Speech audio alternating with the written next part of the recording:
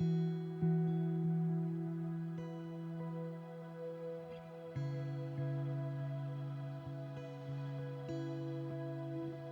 everybody and welcome back to my channel and welcome back for a new book reading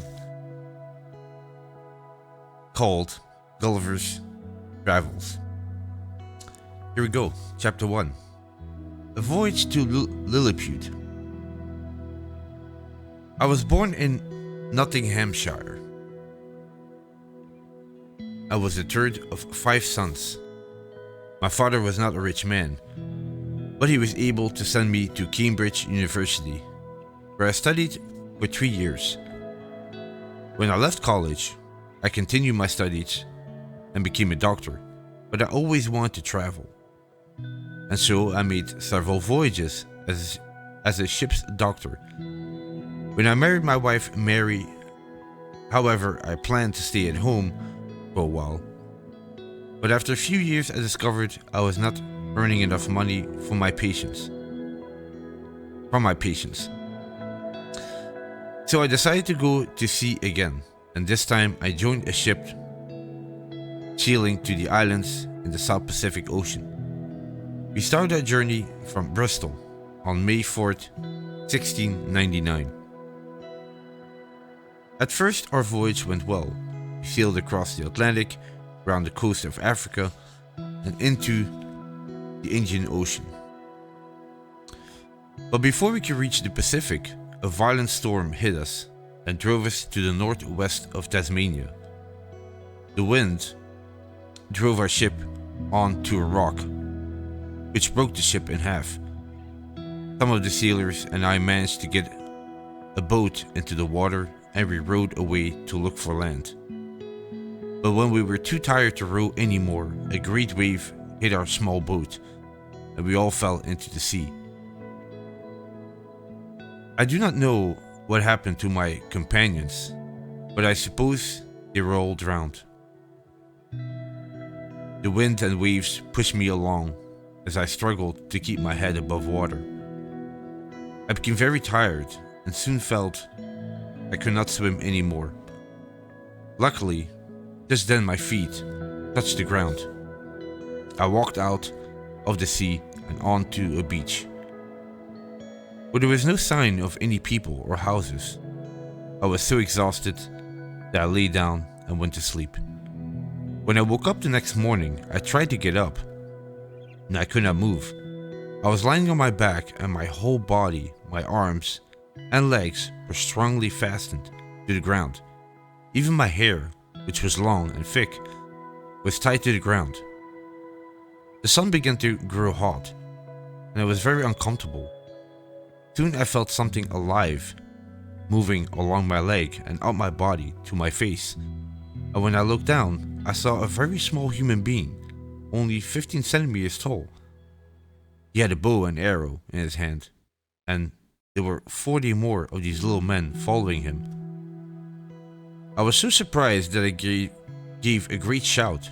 They all jumped back, very frightened, and some hurt themselves by falling off my body. But meanwhile, I was struggling to unfasten myself.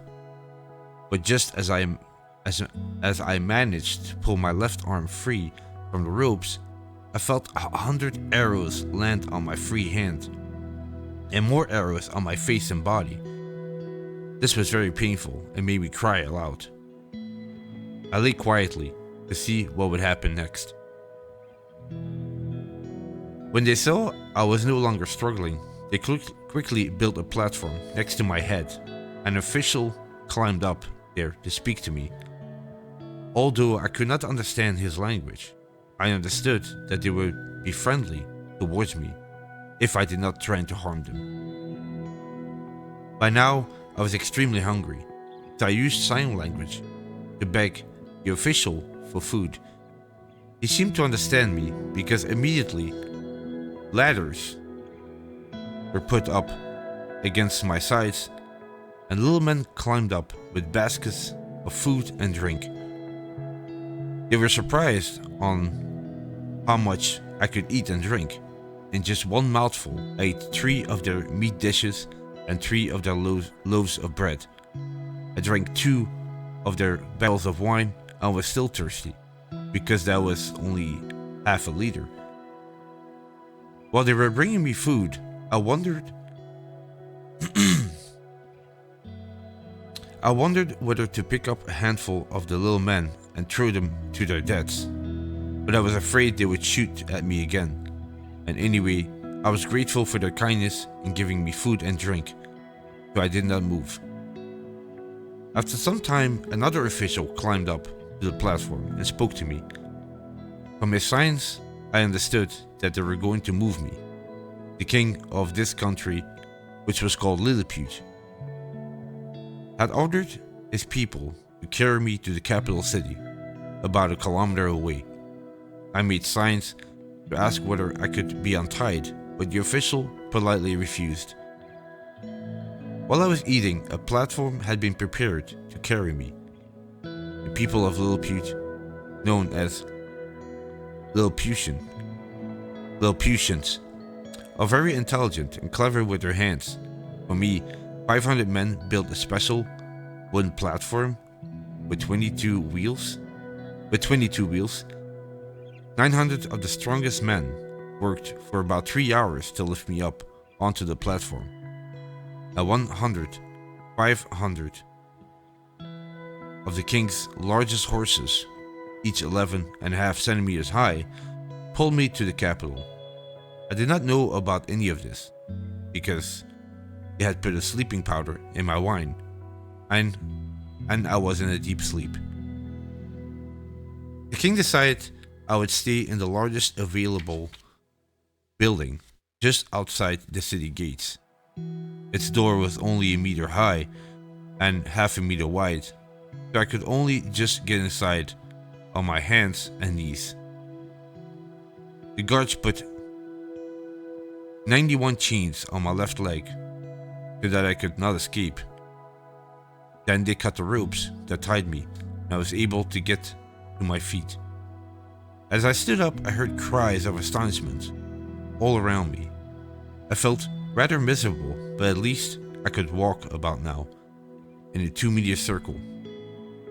I was certainly an interesting sight to the Lilliputians, who had come out of the city in crowds of several thousands to see me.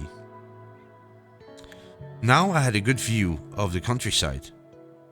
The field looked like flower beds in a garden, and even the tallest trees were only 2 meters high. I was soon visited by the king himself. He had a strong, handsome face, and very popular among his people. He arrived with his queen, his children, and his lords and ladies, all dressed in beautiful gold and silver clothes.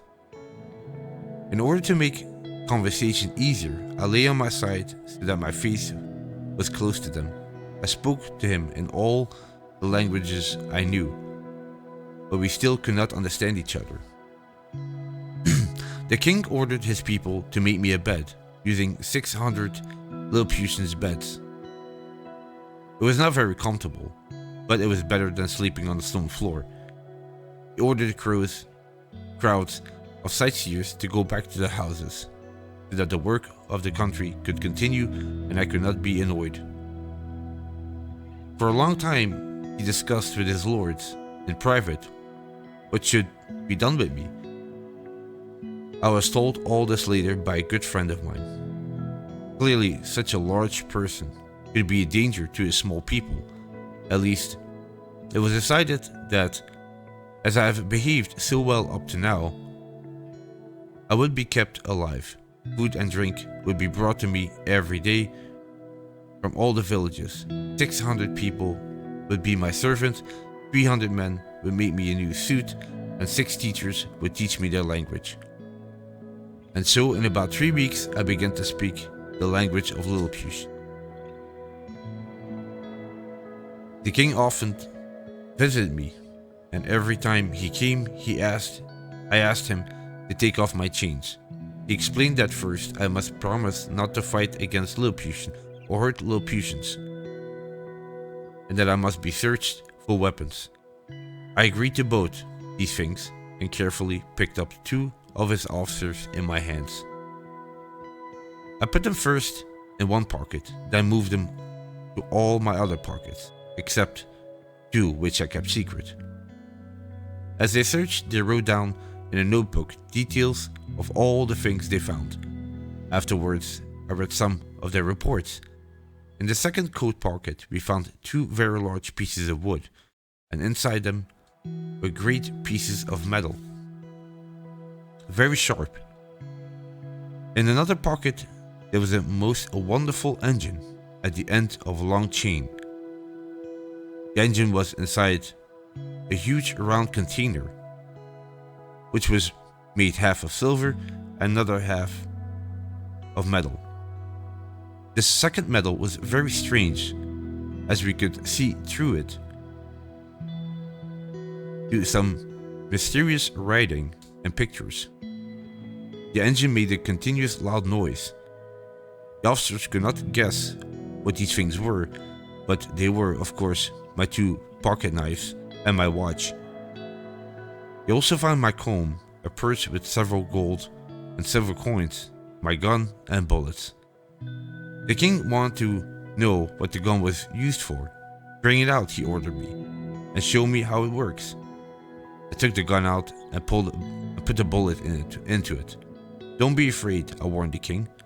Then I fired the gun into the air. It was the loudest noise the Lilliputians had ever heard. Hundreds of them thought they were dead and fell down. The king himself was very frightened as I gave my gun to the officials to keep.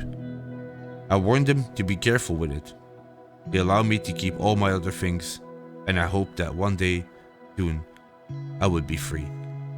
And that was my very first chapter of Gulliver's Travels. Hope you enjoyed it. Thank you very much for listening, and I'll catch you in the next one. Take care. Bye bye.